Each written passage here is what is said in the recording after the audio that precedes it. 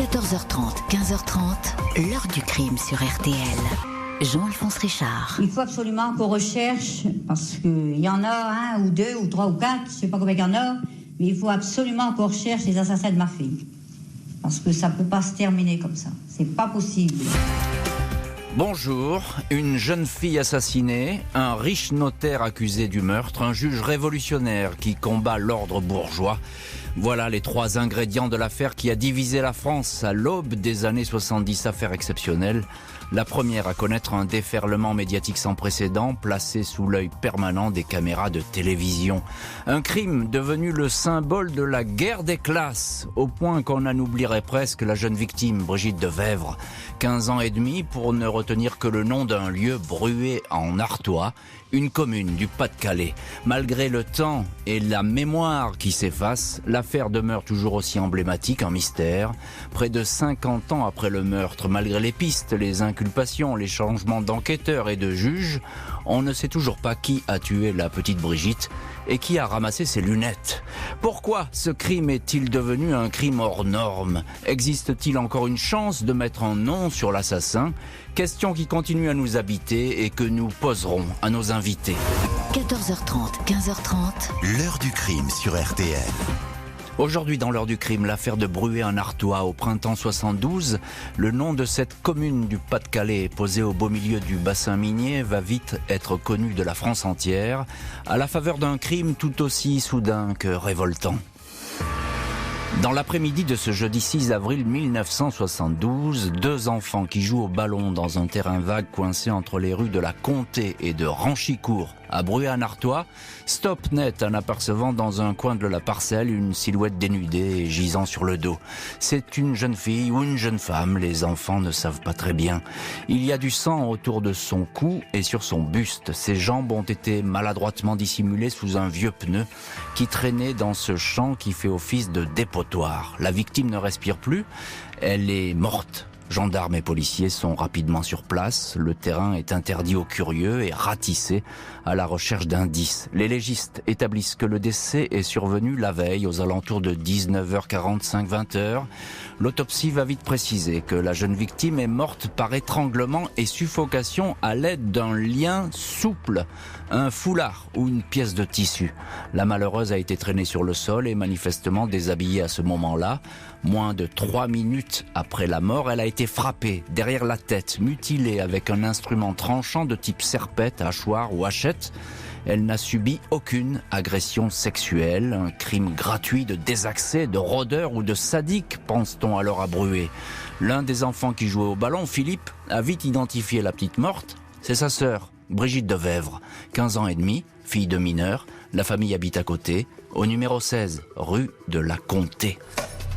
La police judiciaire de Lille part à la chasse aux témoignages. Mercredi 5 avril, veille du crime. Brigitte Devèvre a quitté ses parents vers 19h30 pour aller dormir chez sa grand-mère, quelques rues plus loin. Un chemin qu'elle connaît bien. Elle a été aperçue vivante pour la dernière fois aux alentours de 19h40. Une habitante, Dominique Roger, 20 ans, dit l'avoir vue discuter près du terrain vague avec un homme grand, fort, entre 25 et 30 ans, portant un chandail à col roulé. Une autre riveraine de la rue de Ranchicourt indique avoir noté la présence d'une Peugeot 504 blanche garée ici à l'heure du crime.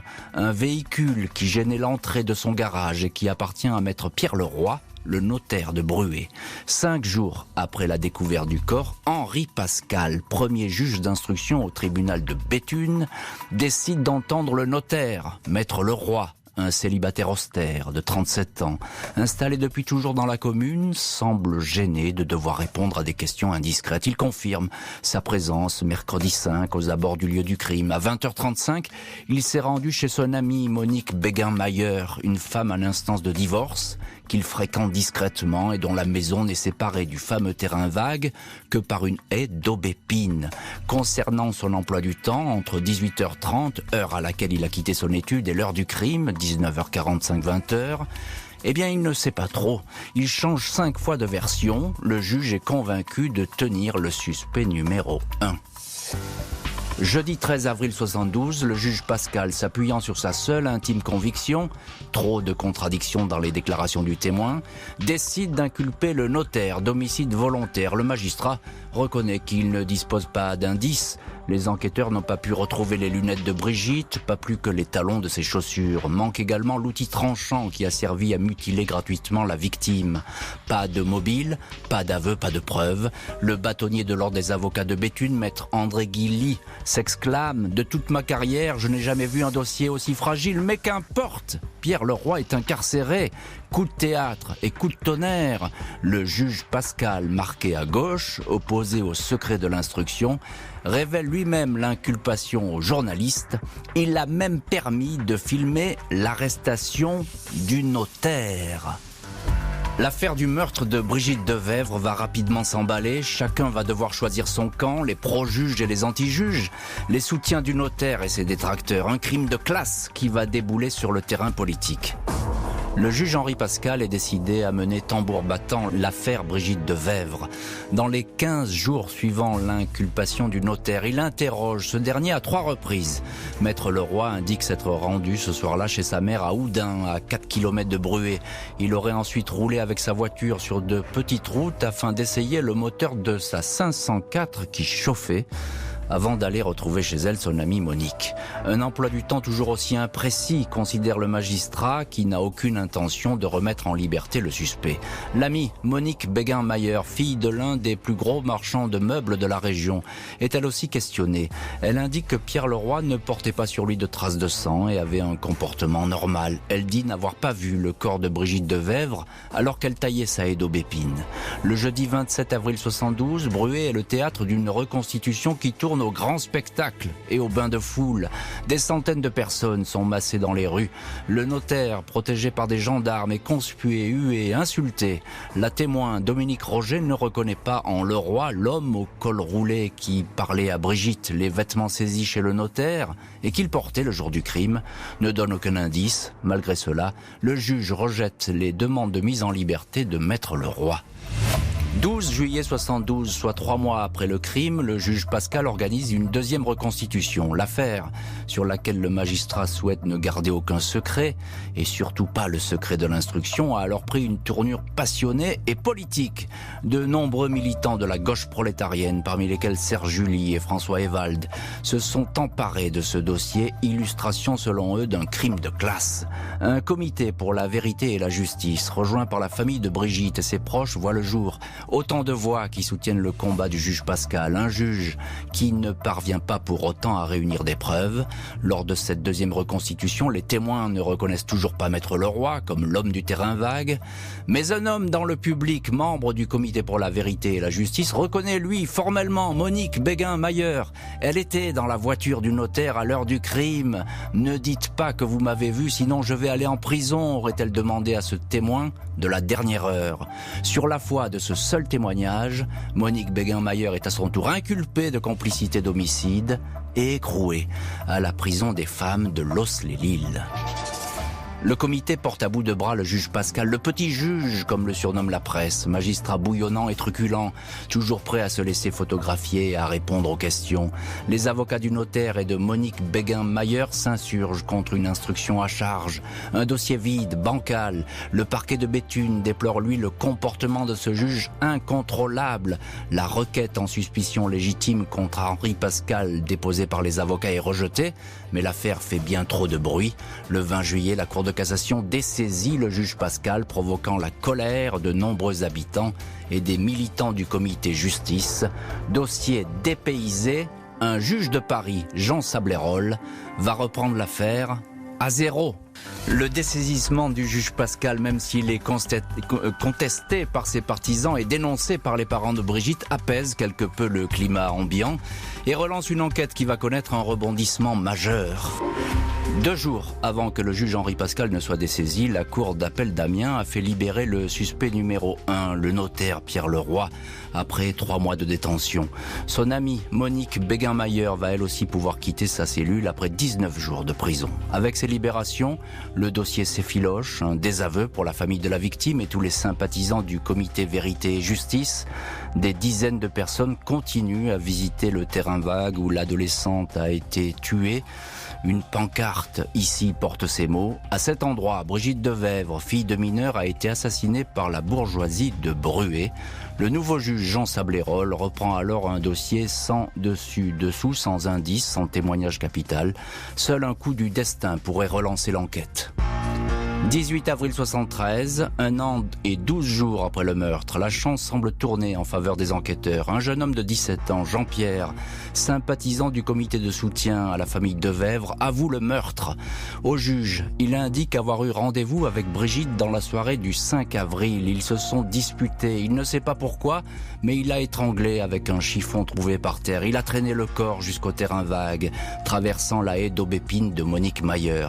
Il a voulu maquiller le meurtre en crime de sadique. Il a dévêtu sa victime et l'a frappée à coups de hachette. Les lunettes de Brigitte sont retrouvées cachées dans la doublure d'un fauteuil au domicile du frère de Jean-Pierre. Il les a ramassées quand Brigitte les a perdues. Elles sont reconnues par l'opticien de Bruay et le père de la victime. Les proches du jeune homme sont incrédules. Il se raconte des histoires. Il a lu trop de journaux. Le fait est que Jean-Pierre ne va pas tarder à se rétracter, trop tard pour la justice qui pense avoir sous la main le meurtrier de l'adolescente, même si une nouvelle fois le dossier n'est pas vraiment étayé. Le 3 avril 74, Jean-Pierre est amené sur la scène de crime pour une reconstitution. Il avait un peu moins de 16 ans quand Brigitte a été tuée. 2 ans plus tard, Jean-Pierre, de constitution toujours fragile, est incapable de soulever et de porter dans ses bras le mannequin articulé 56 kilos censé représenter sa victime. 10 heures de reconstitution. Jean-Pierre nie avoir étranglé Brigitte. Quand le juge lui demande « Qui alors ?», il se tourne vers le notaire, convoqué lui aussi, et s'exclame « Demandez-le à Leroy ». Pierre Leroy obtient un non-lieu le 30 octobre suivant, tout comme sa désormais épouse, Monique Mayer, qui devient Monique Leroy, tous deux blanchis de tout soupçon. Le 27 juin 75, Jean-Pierre est donc seul à répondre du crime de Brigitte Devèvre devant le tribunal pour enfants de Paris. Il est jugé pour homicide volontaire. Les parents de la victime, persuadés que le prévenu n'est pas le bon, ont décidé de ne pas se constituer partie civile. Le procès, prévu pour durer 18 jours, se déroule à huis clos. Les incohérences de ces versions et la psychologie à fleur de peau de l'accusé poussent le tribunal à acquitter un jeune homme émotif. Jugement confirmé 1 an plus tard par la cour d'appel. Personne ne sait alors qui a étranglé Brigitte. Après l'acquittement de Jean-Pierre, l'enquête sur la mort de Brigitte Devèvre ne va plus intéresser la justice. Des investigations abandonnées au bon vouloir d'un juge d'instruction qui va peu à peu laisser retomber le silence sur un dossier qui avait fait pourtant tant de bruit. Il faudra des années pour que peu à peu l'ombre du meurtre de Brigitte Devèvre s'efface de ce paysage de corons et que la guerre entre les riches et les pauvres, les bourgeois et les ouvriers s'estompe. Les principaux acteurs ont disparu. En avril 89, le petit juge Henri Pascal, 68 ans, rend son dernier souffle après avoir toujours cru sans doute à la culpabilité du notaire Pierre Leroy.